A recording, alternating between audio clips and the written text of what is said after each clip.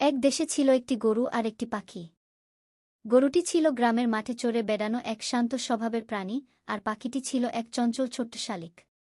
তাদের দুজনের দেখা হয় প্রতিদিন সকালে, যখন গরুটি মাঠে যায় ঘাস খেতে আর পাখিটি আসে গাছের ডালে বসে গান গাইতে।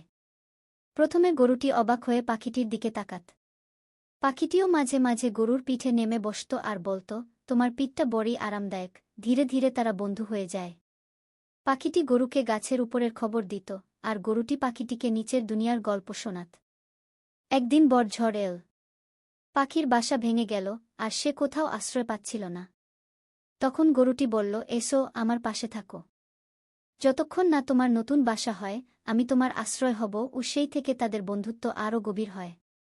পাখি গরুর কানে গান গাইত, আর গরু তাকে নিয়ে ঘুরে বেড়াত মাঠে প্রান্তরে। তারা বুঝতে পারল, প্রকৃত বন্ধু হতে গরু পাখি হওয়া লাগে না, লাগে শুধু ভালোবাসা আর সহানুভূতি।